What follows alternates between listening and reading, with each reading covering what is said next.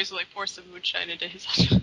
Everybody has hot chocolate. But if Graves wants to add moonshine to his whiskeyed up hot chocolate, he can. It's Make been it a two. long day. Two. You know what? I'll just bring a big thing of it, and you guys can decide who wants some. A vat. It's been a real fucking day. Samuel goes, that's for pussies, and he grabs some rubber glue, snorts it, and goes to a corner to nap. Oh, Jesus. Wait, what are you snorting? All I heard was You cut out a little bit, Jack. Oh, I heard. I heard exactly what he said. What are you snorting? Rubber glue. Glue. Why do you have... Why wouldn't Samuel have rubber glue? Yeah, I was one of those players. Very loud, chaotic, and ignorant of the consequences to my in-game actions. This was my first D&D character I've ever created, and it was the first time playing a tabletop RPG of this magnitude, so I really didn't know what I was getting myself into. I wanted to be a cool spellcaster, but I was intimidated by all the laws of magic. So instead, I created a piece of white bread as a character and chose to play as a warlock. That way, I didn't have to worry about spell slots and prepared spells as much, and I would just be having fun throwing Eldritch Blast at anything with a pulse. But eventually I had to pick a subclass, and from the list that my DM gave me, the only higher being that I recognized was the Great and Dreaded Cthulhu. So I picked that one as my starter patron.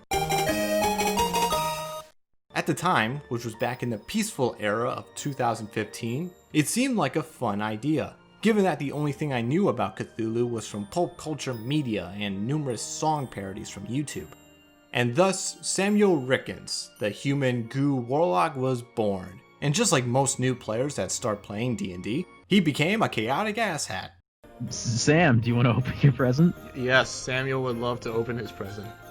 All right, you rip into the wrapping, you pull the ribbon off, you open it up, and inside is a dark black rock. Next to it is a note. Sam, it should not go without saying that you have not been a particularly good boy this year. Huh? Masturbating in front of your friends makes a fair very unhappy. Thank you, Santa. It was all fun and games at first, as we were still learning about the game. But for the next 3.5 years, we all began to understand a core fundamental of D&D. Role-playing. We began developing them from power-hungry dungeoneers into actual people, with feelings, relationships, and dreams. And I had to ask myself, who is Samuel Rickens, the human goo warlock, and why would he make a deal with Cthulhu? And 5 years later, I still struggle to answer that question. In the game, I've stated that it's because he was bad with magic and afraid of failure, which led to his teacher giving him a shortcut to ultimate power. The one book that has always been given to the wrong people at the wrong time. Is this the Bible? No. Well, it's like the Bible, but different. Way different. It's the Necronomicon. It's an account of the old ones, their history, the means for summoning them. It was written by Abdul al-Hazred, like back in the 1st century AD. You know, people thought he was mad, but if knowing the unknowable is crazy, I don't want to be sane. His trials with the evil book, the evil teacher, and some evil rituals have broken him, turning him into the legendary Mad Mage of Cairn. But he's more known for being a perverted lunatic than an actual follower of Cthulhu. It got me thinking though, which is a dangerous habit of mine, that if I wanted Samuel to really be a full-on chthonic cultist, would the Warlock class be the best course to take? And after months of reading close to 50 of Lovecraft's short stories, researching dozens of D&D homebrew, watching commentaries about Lovecraft's psyche, influences, and disgraceful racism, and diving into 2 seasons of Narcoson and Other Crawling Chaos, which was absolutely necessary, I think I found my answers. And if you saw the title of this video, you're probably well aware of my carefully analyzed and probably incorrect answer. Warlock shouldn't be the first choice for the cultist lifestyle. It should be the good old clerics. The purpose of what I'm trying to illustrate to you here today is to show you. This brings up the age-old argument. What's the difference between clerics and warlocks? Clerics, by definition, are ordained servants of a particular god. They're intermediaries between the mortal world and the distant planes of the gods, learning formulaic prayers and ancient rites. They are basically combat-ready priests and acolytes. Warlocks, by definition, are not like clerics. Warlocks are individuals hungry for power and knowledge, and they form a deal with a higher being to obtain it. While clerics can be chosen by a higher power to serve them or join their holy temples to embody the handiwork of their gods, warlocks seek out different kinds of deities and make pacts with them to gather something from them, like a way out of a bad situation, a powerful weapon that could vanquish their foes, or a piece of lore that could save a loved one. Sometimes willingly, sometimes unwillingly. Try to cure yourself. Shop around. Beg, borrow, and steal. Exhaust every possibility until none are left. And when hope has been whittled down to the very marrow of despair, that's when you'll come knocking on my door. The warlocks can range from a master and apprentice relationship with their patron to a deal where both sides just feel indifferent to each other and don't really care. When the pact is formed between them, granting them an inkling of their patron's power, the warlock must use it not only for their own goals, but for their masters as well, even if it's against their own wishes, or the party's. In Lovecraft's literature, there have only been one instance of a deal being made between man and an old one. In the Dreams in the Witch House, Walter Gilman was compelled to sign the Book of Azathoth to serve the Black Man, later revealed to be every weeaboo's favorite great old one, Nyarlathotep. But by that point, he was already enthralled by the sinister forces in play, and the deal that was made wasn't really intentional. He wasn't even a member of a cult. He was just another Miskatonic student that read the mandatory readings that can't possibly lead to anything horrific or vile or terrible. Outside of that incident, all of the other characters and villains that assign themselves to the Eldritch gods align more with clerics than with warlocks. This is mainly because Lovecraft adopted a form of anti-mythology into his Cthulhu mythos, which basically means that the deities in his tales really don't care for humanity, making it extremely rare for individuals to make a deal with them to obtain their power.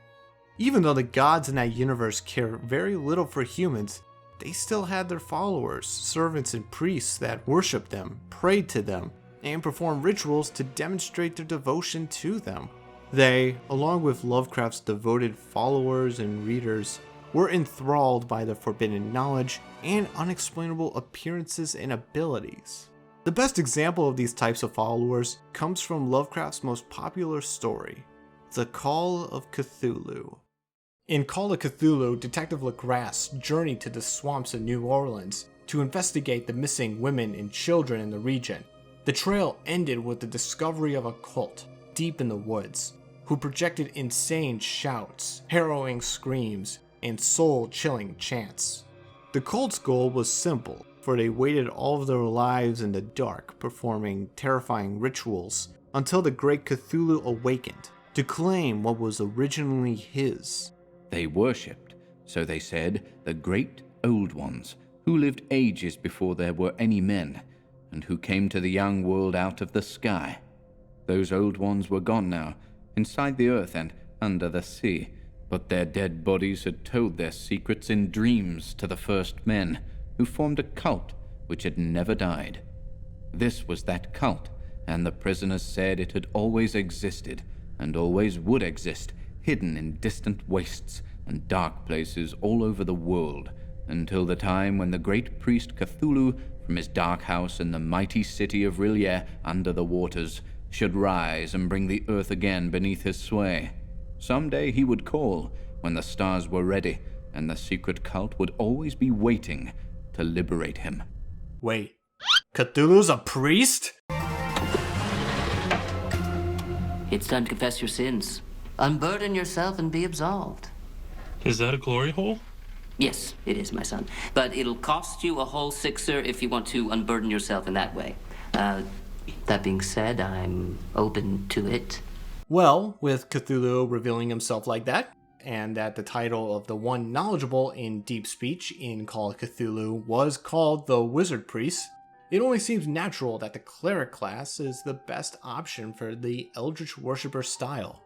Now, I know, this is Dungeons & Dragons. You can do whatever you want in this game. If you want Nara Throtep to be an anime schoolgirl, or have Cthulhu host Deal or No Deal for its Eldritch sponsorship, you can absolutely do that. I know I would. But if you want to roleplay as a servant of the Great Old Ones while staying true to Lovecraft's vision, then the Warlock class shouldn't be the first choice. It'll probably be the second choice, but not the first. There are other tales that feature worshippers and cultists of the Great Old Ones, and they all express their commitment in many unique ways. While Call of Cthulhu featured New Orleans swamp priests, the festival had members of an ancient Kingsport church celebrate a Yuletide tradition of riding monsters down into the earth while wearing fiendishly cunning masks.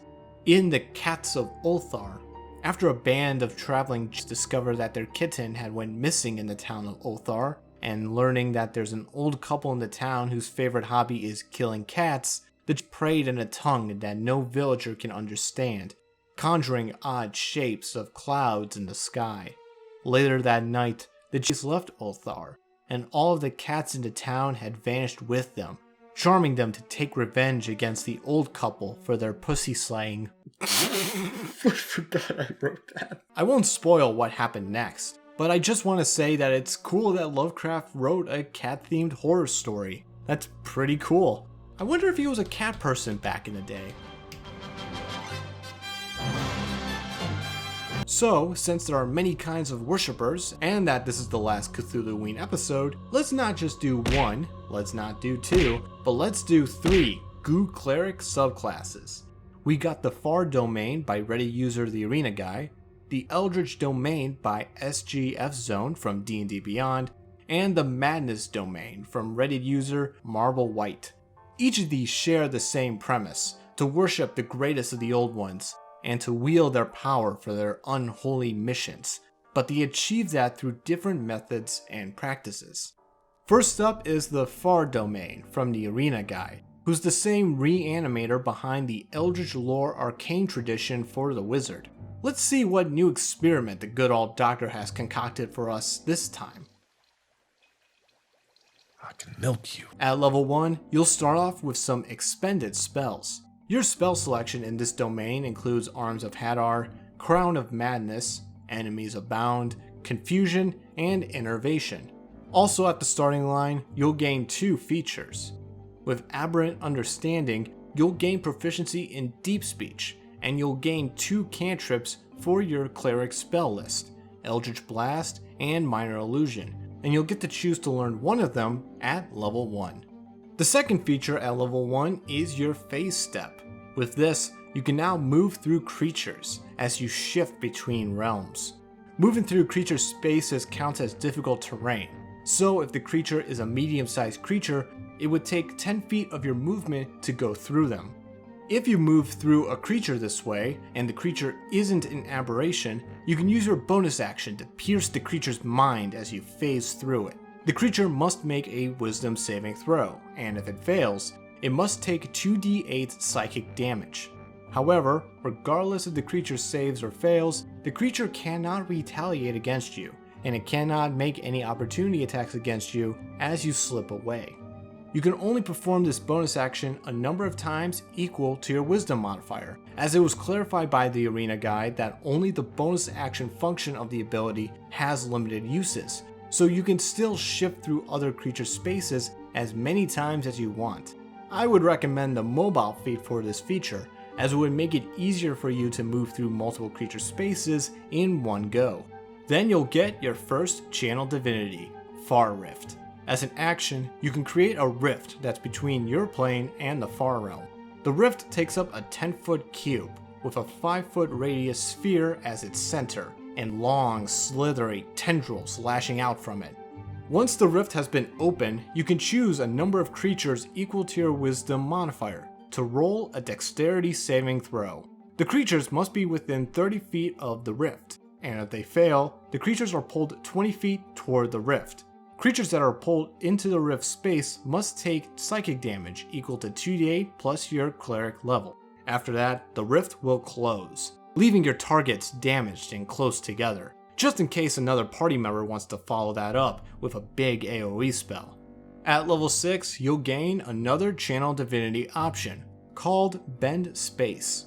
As a reaction, when you or an accomplice that's within 30 feet of you would get hit by an attack, you can choose a willing creature that's within 30 feet of you, and have the attack's target and the willing creature switch places. It can only work if the teleporting creatures are large or smaller. In addition, the creature that becomes the new target of the attack gains a +2 to their AC, since the switcheroo will confound the attacker. At level 8, you'll gain your potent spell casting. Whenever you deal damage with a cleric cantrip, just like your newly acquired Eldritch Blast, you may now add your wisdom modifier to the damage roll.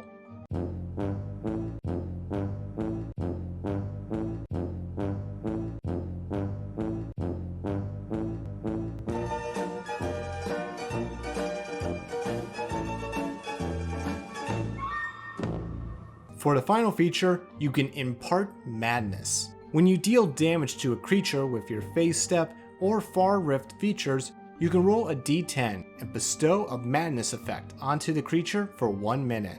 You'll have to maintain concentration on the effect, just as if it was a spell, and the afflicted creature can save out of it at the end of its turn with a successful Intelligence saving throw. The Madness effects are similar to the Glimpse of the Void effects from the revised Aberrant Mind Sorcerer, as it can cause the target to suffer a variety of conditions, such as paralysis, unconsciousness, frightness, stunness, and charmness.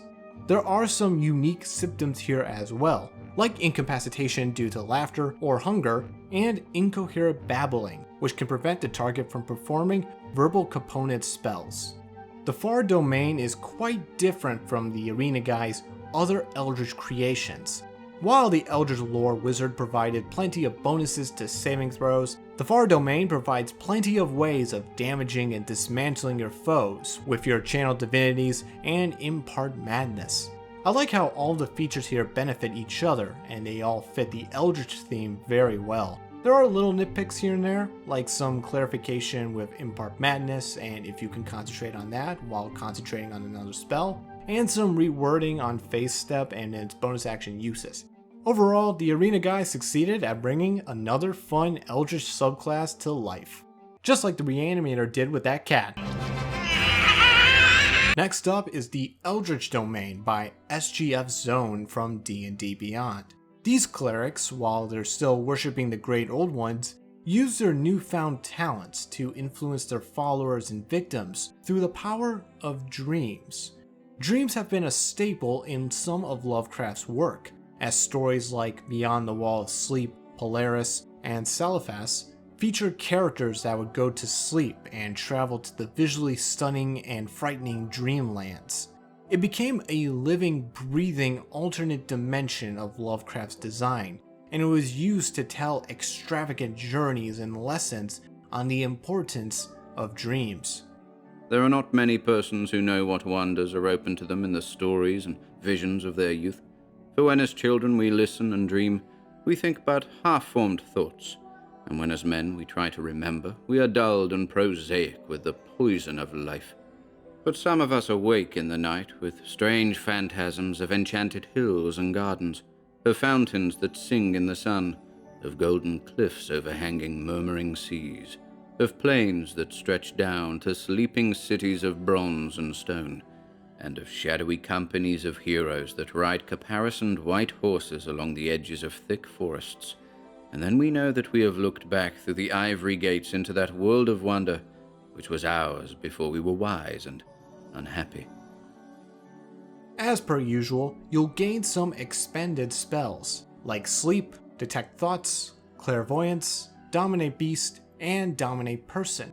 If we compare the Eldritch Domain spells with the Far Domain spells, you can see that their spell choices are quite different from one another, despite the fact that they preach to the same alien squid deity. Speaking of spells, you'll gain some more with Eldritch Influence at level 1. You'll gain 2 cantrips for your cleric spell list, Eldritch Blast and message instead of minor illusion. You'll also gain proficiency in Arcana if you are not proficient in it already.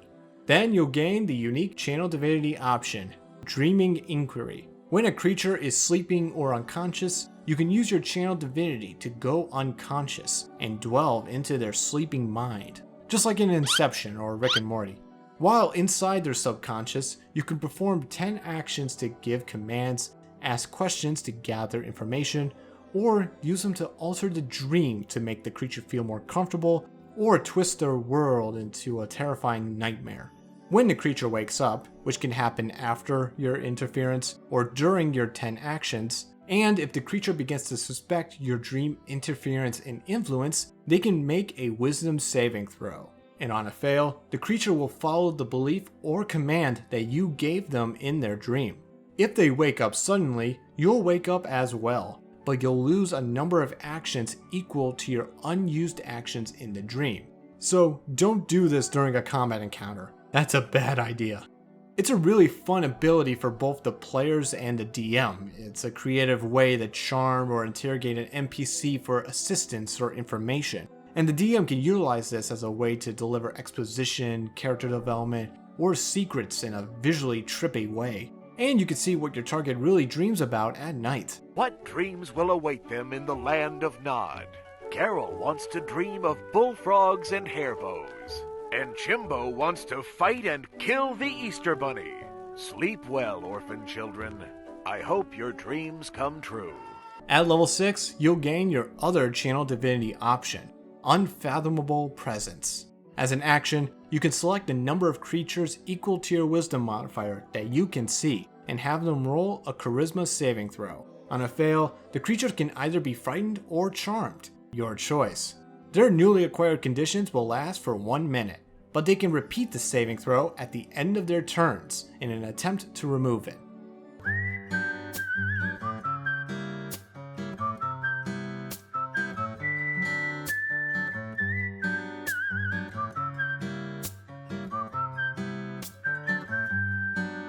And for your final feature, you'll get to Cause Madness.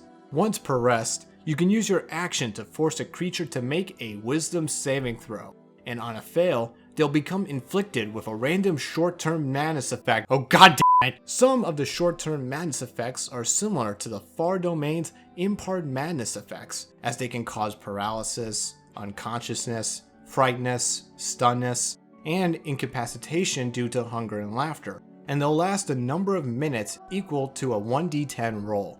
Once the effect wears off, the creature must make another Wisdom saving throw, and if they fail again, they'll get a long-term madness effect. These can last for 1d10 times 10 hours, and there are some nasty effects to be under here, such as hallucinations, amnesia, paranoia, and repeating actions like washing hands and touching things and praying.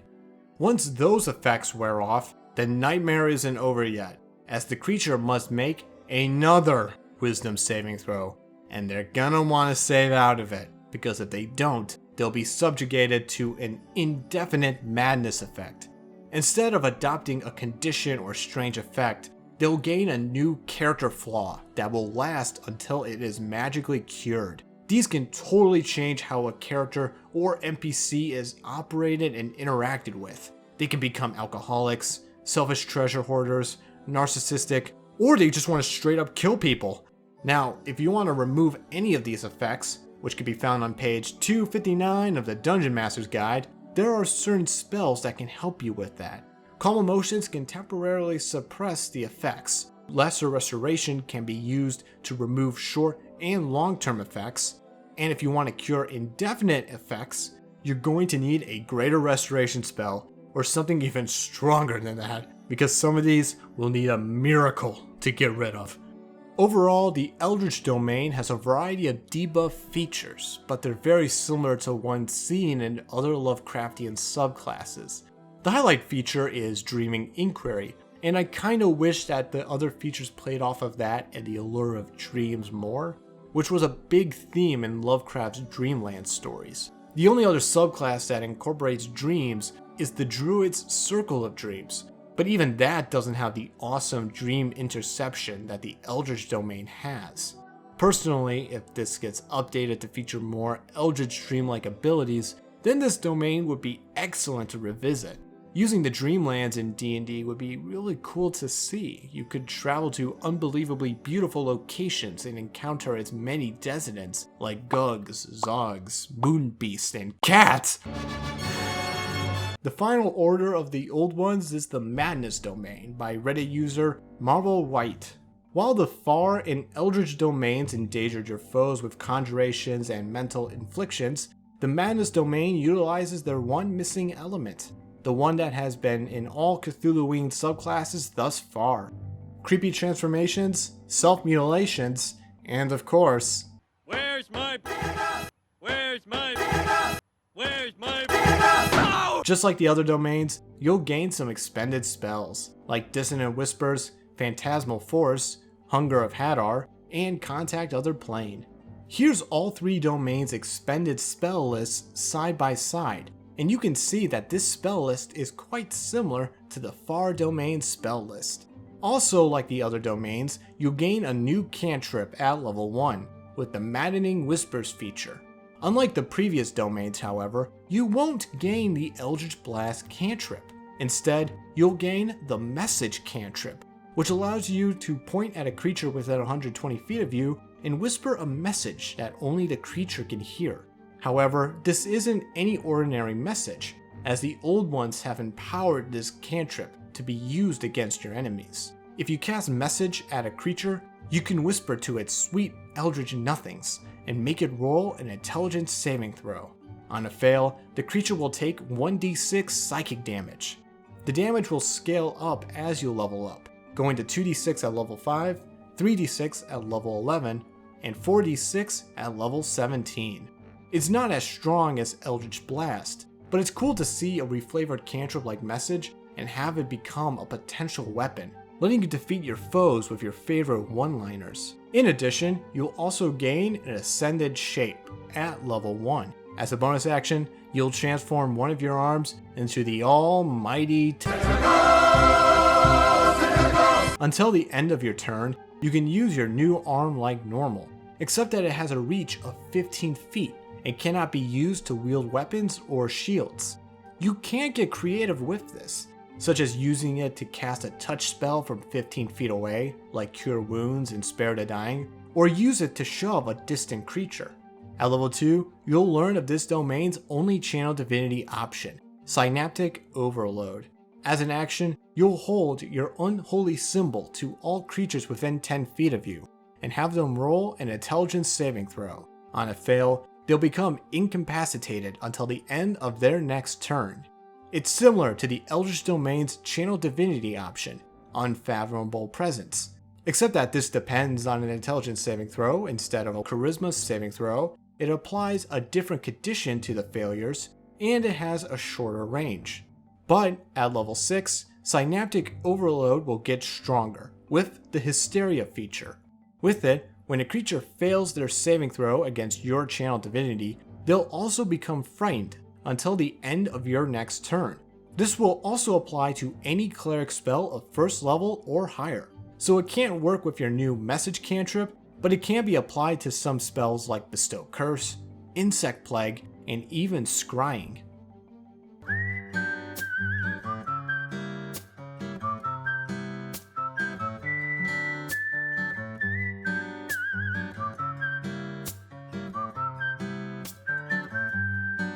The final feature is your Gift of Eyes. Given to you at level 17, you can now see in all directions, and you are always under the effects of the True Seeing spell. So, for the rest of your life, you have True Sight with a range of 120 feet, you can notice doors hidden by magic, and you can see into the ethereal plane. Normally, clerics would have access to True Seeing at level 11, so it's not terribly exciting to have a spell that you've had access to for 6 levels to be permanently active, but at least you can see in every direction, making you less vulnerable to any kinds of sneak attacks and surprise traps. Compared to the other domains, the Madness Domain is pretty straightforward. You'll get unique spellcasting effects with Maddening Whispers and Hysteria, and you'll get some physical transformations with Ascendant Shape and Gift of Eyes. Synaptic Overload is probably my least favorite feature here, as it's just another condition-afflicting AoE effect, but at least it gets an upgrade with Hysteria at level 6.